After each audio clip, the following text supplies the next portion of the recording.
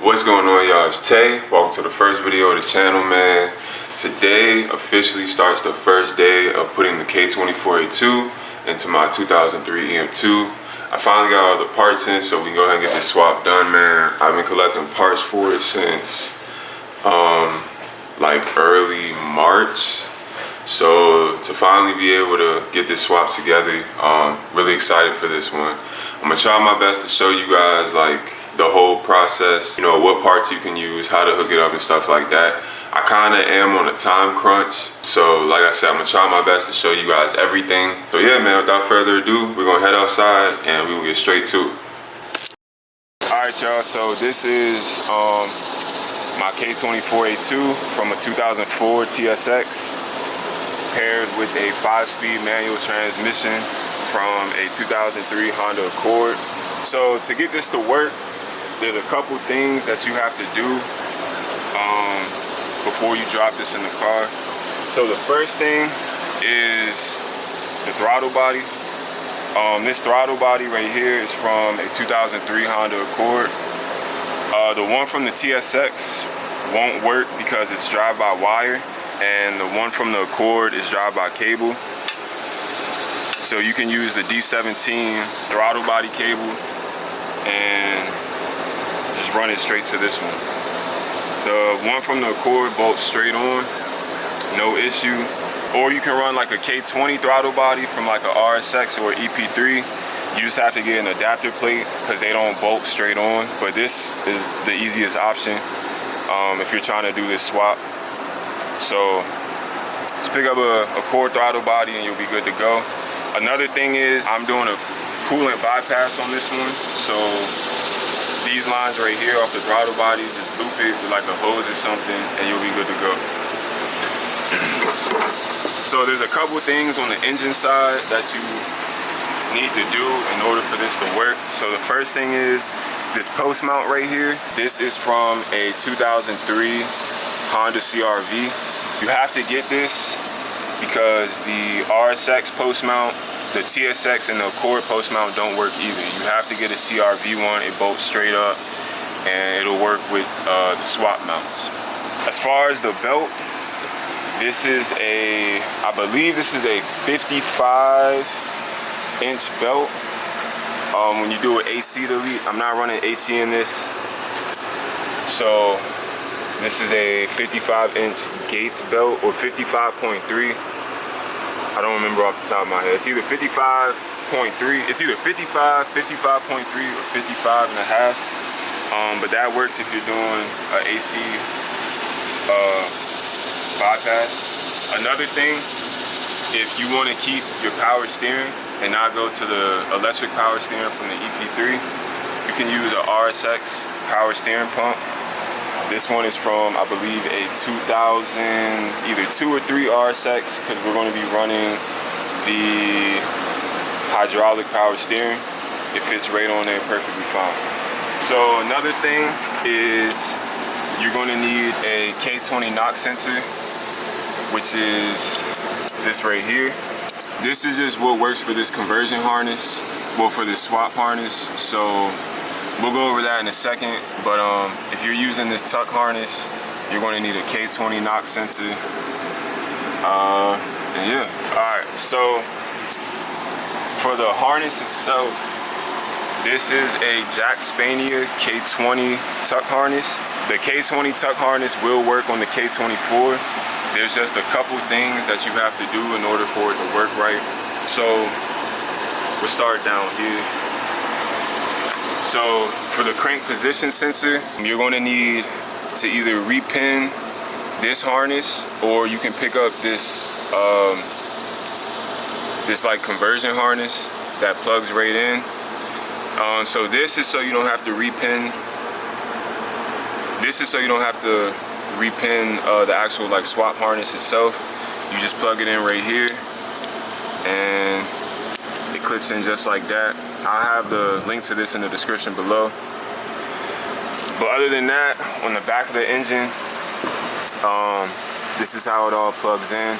Everything for the most part plugs in. It's all labeled so you know where everything goes. Like this is the VTC, the crank position sensor, the oil pressure sensor, all of that. This harness also comes with a ground for your ECU. You just put that on the valve cover, just make sure you sand it down. But everything is labeled. Come around to this side. So pretty much everything goes where it's supposed to go, minus a few things. So these two plugs right here, this is for a shift solenoid. So this right here, since I'm running a 5-speed K24 transmission, you don't have to use this. This only works with the 6-speed K20 transmissions or the 6-speed K24 transmissions like the TSX. But usually it would plug in like somewhere up here, but there's no solenoid, so we don't need this one. This one right here is the engine coolant temp sensor. Now I believe on the K24, this is the engine coolant temp sensor right here. I'm not 100% sure if you need this because I don't even see where this would plug in on the K24, but we'll see how that goes. So for right now, we're just gonna leave this unplugged. Another thing is the vehicle speed sensor on the K24 is different from the K20. So if you try to plug this in, it won't work. So what you need is another conversion harness. I got this online. I'll leave the link for this in the description below. But this just plugs in right here on the front, and then this plugs in just like that. And now you're good to go. And then of course you have your idle air control valve, TPS, intake air temperature sensor, and the map sensor. This all goes to the throttle body once we put that on. It has your starter wire, it has the plug for the alternator, and then like I said, the K20 knock sensor, and this is for the fan switch and the radiator right here. Another thing that I haven't seen anybody mention, so when you do the coolant bypass on the throttle body, you're gonna have to loop these two right here. So all you need to do is just find like a coolant hose or something that's long enough. Just plug that right there so it loops around like that. And yeah, besides that, that's all you need to do. Oh, most important thing, so the mount. So I'm running Hassport mounts. This is the ESK4 kit. There's also an ESK3 kit. You're gonna need the ESK3 kit if you're running the K20 transmission, because the mounting points on the transmission are different from the K24 and the K20. So any K24 transmission from like a TSX or an Accord, you're gonna need the ESK4 kit. If you're running a K20 transmission, you're gonna need the ESK3 kit. But yeah, that's it for as far as like the engine components and how to like hook it up. We'll get more into it once we actually swap it in the car. So yeah, we're about to go pull the D17 out and get this ready to go in the car. So yeah, we'll catch you back in a little bit. All right, y'all, so this is my EM2. We are about to pull this D17 out of here. So it's looking like did a little Y8 manifold swap. It's actually fully rebuilt, to be honest with you. I rebuilt it last August, last September, but it's definitely time for her to go. It's starting to make a transmission noise, so we gotta pull this up out of here. But that's what we're about to do now. We're gonna work on getting the D17 out, and then we gotta switch over the subframe to the EP3 one. I'll go over all of that once we, actually get to it, but let's get to it, bro.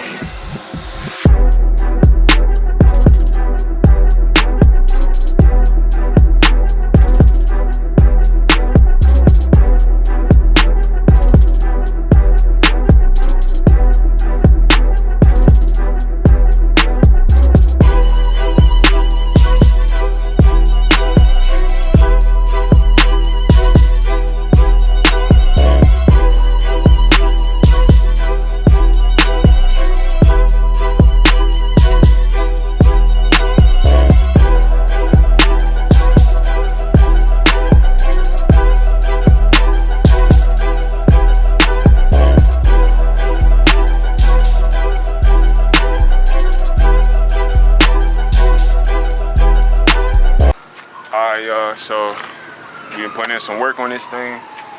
We got the whole wiring harness out of the way. We got the shift linkages. We got the shift linkages out the way. Radiator. Yeah, radiator's gone. We drained the coolant. We have the downpipe unhooked right here. Come around to this side, bro. We got the axles ready to go. We're gonna pull those next out of the actual transmission on this side and the other side. The only thing left we have to do now is, oh yeah, we got the axle out on this side. So all we have to do now is undo this mount right here, this mount for the transmission at the bottom. There's one on this side, and then come around this side. There's one in the back that we have to do. But once we undo those, we'll be able to just lift the whole motor out and get ready to swap the subframe and all that. So stay tuned, we'll be back with that.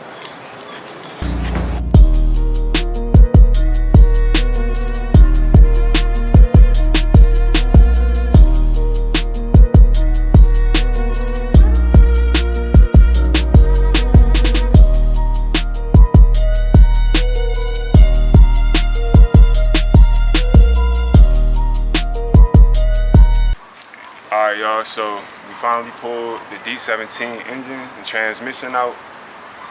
About to put this in the backyard real quick. And then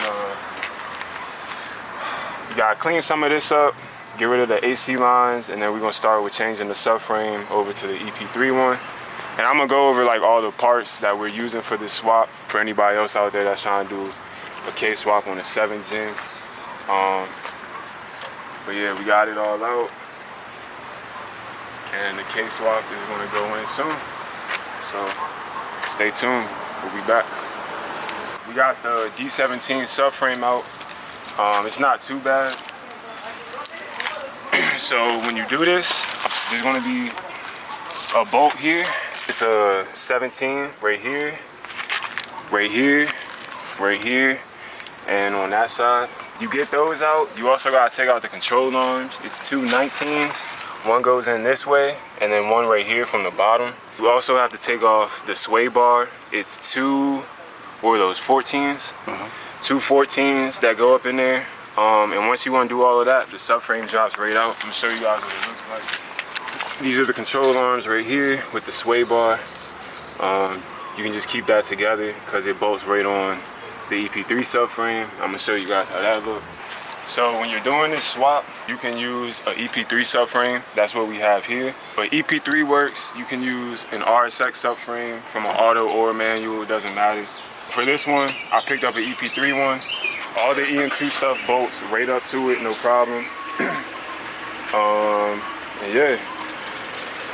And we are staying 4-lug with this, so we're just gonna use the EM2 like knuckles, staying 4-lug, and we're also going to be using the EP3 axles. We already have the rear mount on before we put it in the car, so we just have to put the side mounts on and get this up in there. We're still putting in some work on this thing. Right now I'm taking out the EM2 power steering lines. We're going to switch those with the RSX power steering lines so we can keep the hydraulic power steering. I got one line out right here. We just gotta work on getting this back line out, and then we're gonna run the lines in here so we can keep the hydraulic power steering. We won't have to loop it or run the EP3 electric power steering. So working on that. As you can see, we got the EP3 subframe in here. It's still loose, but we're gonna tighten this up in a little bit once I finish all the stuff in the engine bay. But this is the EP3 subframe with the rear Hasport mount on. Still gotta put on the control arms and everything, but yeah, we're making progress, and I'll see you guys in a minute. So we are back with another little update. So the next thing that we're going to install is this clutch line kit right here. You come up here. This is from JACKSPANIA. So this can go right into the stock location for the clutch line for the EM2, so you don't have to like double flare the stock clutch line. It comes with these fittings right here. So with these, you're going to use this big one right here, that goes into the stock location for the EM2. And then you're just gonna put this fitting on there like that, and then run this to the clutch slave cylinder. So I'm gonna show you guys right now. So this fitting right here goes, it's kind of hard to see, but it goes all the way back here. I don't know if it's gonna catch that, but you put it in right here, and then you're able to use the clutch line and route it straight to the clutch slave cylinder. Alright guys, so I wanted to show you guys a better view of what I meant about the JACKSPANIA clutch line kit. So this piece right here comes from the factory D17 line, clutch line. It goes on this fitting just like that. What you want to do is first, this little pin is on there. You got to pop this out, unscrew this, and it comes right off. Then you want to take the biggest fitting in the JACKSPANIA clutch line kit and put this in here. Tighten it up as much as you can, and then you put this back in the clutch slave cylinder, no, master cylinder, I'm sorry. And then you put this pin back in there to lock it in place. And then the JACKSPANIA clutch line screws onto the top of this, and then you'll be good to go. I just wanted to give you guys a close-up view so you can see what I'm talking about. A few moments later. So I'm not sure where I last left off at, but I got the D17 shifter out, which is this one right here. And for this swap, we're going to be running the Accord shifter. A lot of people say that you have to run the RSX shifter box and cables, but the K20 shifter box and cables won't work if you're running a K24 transmission. The Honda Accord one actually will work in the EM2. Only 2 of the bolt holes line up though. You have to drill out the other 2 on the other side. I'm gonna show you guys in a minute once I get it in the car. I'll show you how that's all set up. So this is what I was talking about as far as the using the Accord shifter for the K24 swap. So you don't need the RSX shifter and cables for the K-swap. You only need the RSX one if you're running a K20 transmission. If you're running K24, you're gonna need either the Accord or the TSX transmission. I mean, not transmission, you will need the Accord or TSX shifter box and cables. So if you look here, it's in there.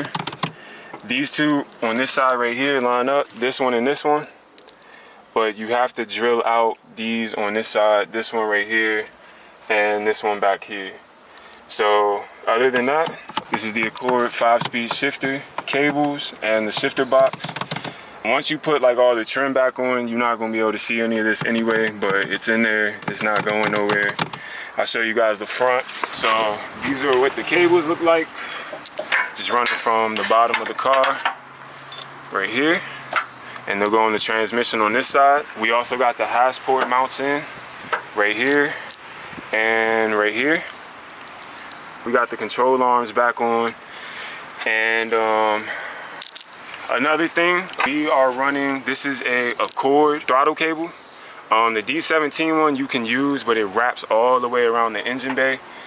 You can use an Accord one. You just have to drill out a hole here and put a bolt, and it holds it up just fine, so that way it can come out the firewall and go straight to the throttle cable or the throttle body right here. So we got that hooked up. We also have the RSX lines in here, so we can keep the hydraulic power steering. So the RSX lines bolt up in the stock EM2 locations. I know a lot of people say that you have to loop these and you lose the power steering, or you have to use the electronic power steering from an EP3. I didn't want to do all that, so we're going to keep it hydraulic by using the RSX lines. So now that we got the engine bay all put back together, we're about to go grab the K24 and we're going to drop it in here, so stay tuned.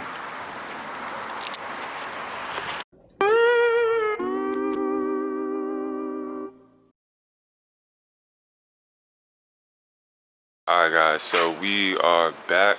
This is day 3 of doing the K-swap. I didn't get a lot of footage yesterday because I was really just trying to get a lot done. So I'm gonna kind of just pick up where I left off and show you guys what I've done so far and what still needs to be done. We still got a little bit of ways to go, but for the most part it's all hooked up. So I'm gonna show you guys real quick. We'll head to the car in a little bit and I'll see you guys soon.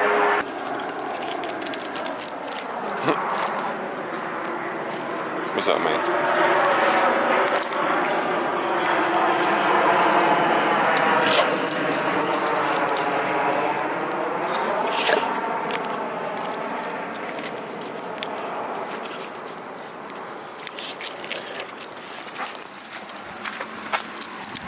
So this is what it is looking like currently. The K24 is in the car completely.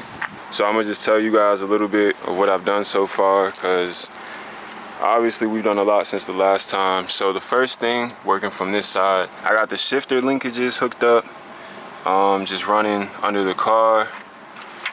I have the fuel rail hooked up. So this is the factory D17 connection at the fuel rail. And on this side, you just have to use the K24 connection, but it goes right on the fuel rail, no problems.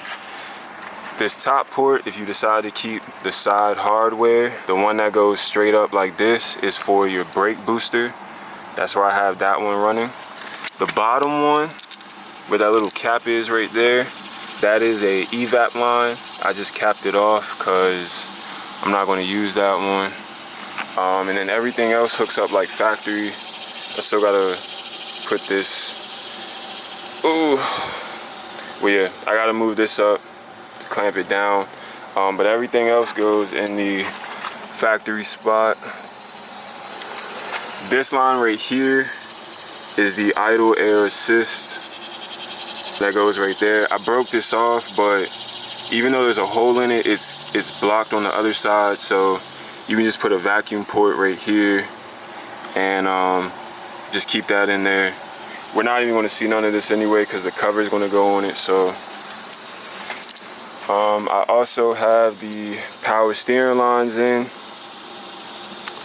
This is all from an RSX base model.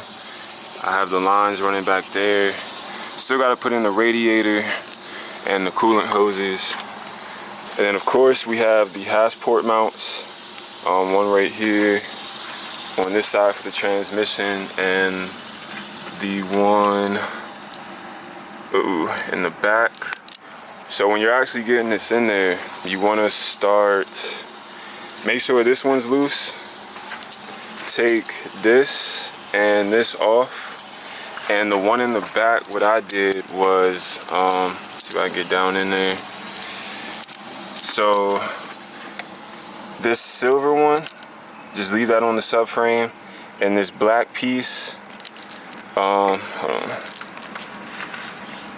Put that on the mount before you drop the motor in the car, and then just line up the bolt holes, one right there, there's one on the back, and then one on the other side, and it'll drop right in.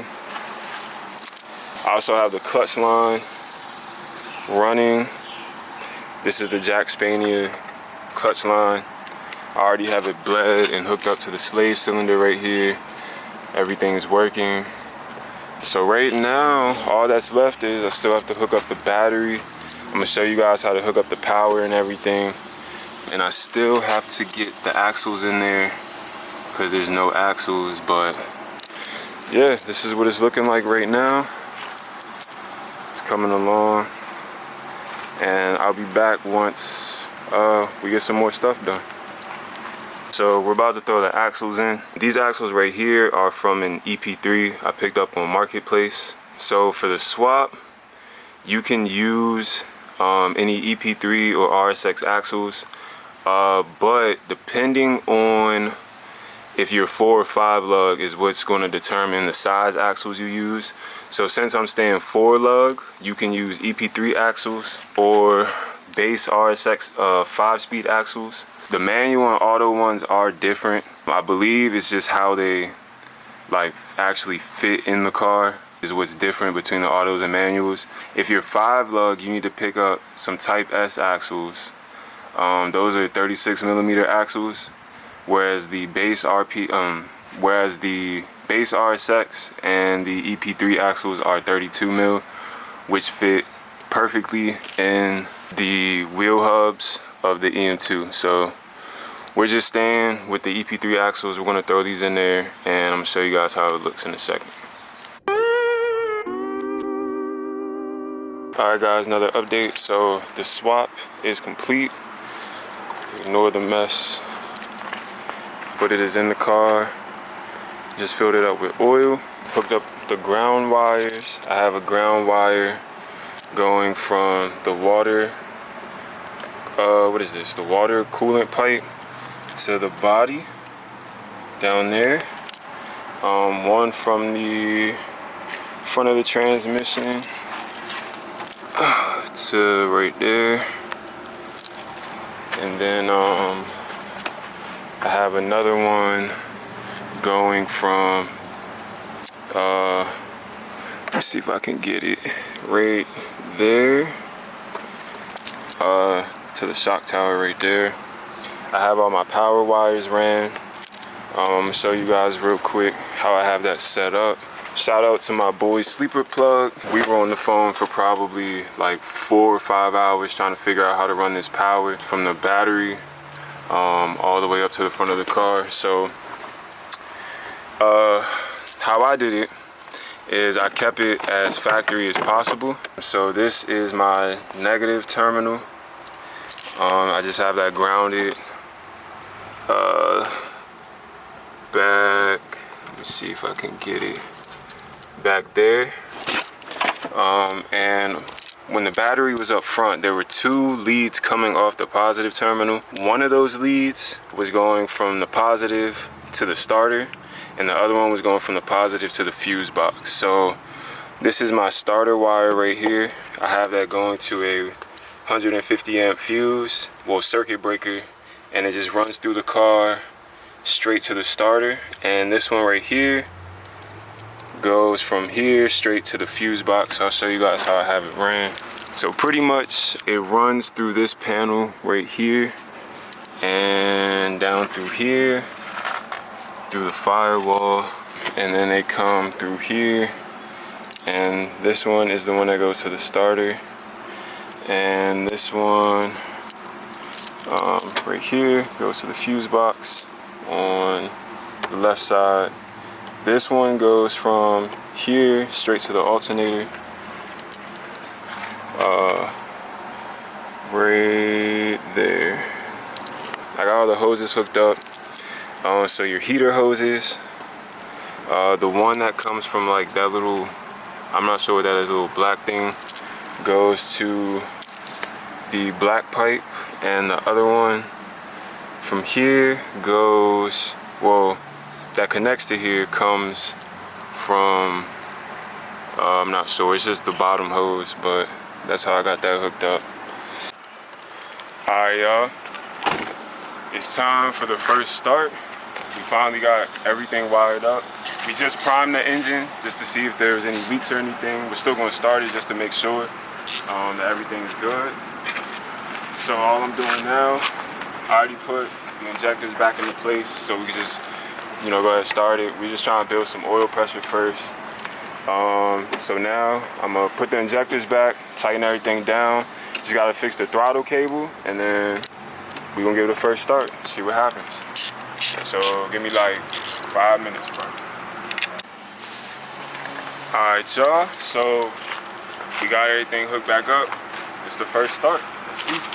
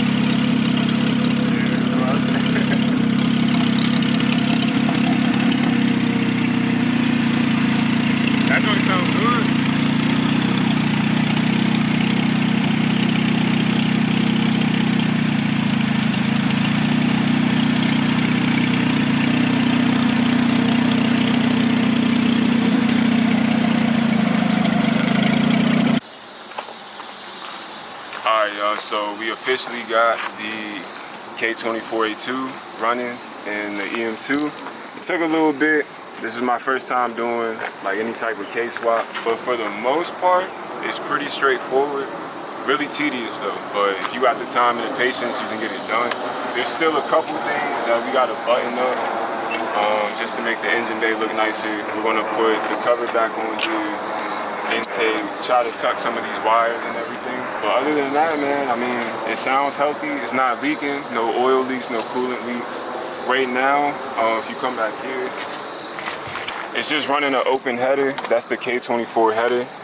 We're gonna get an exhaust welded up so we can run, you know, all of our AFR gauges and stuff like that. But other than that, man, I mean, it's solid. It started up, no problem. So hopefully we'll have more content later down the road for this swap. I'll probably do like a multi-part series on how, you know, everything is hooked up more in detail. But yeah, man, this is it, the K24A2 and the EM2. We'll catch you on the next episode.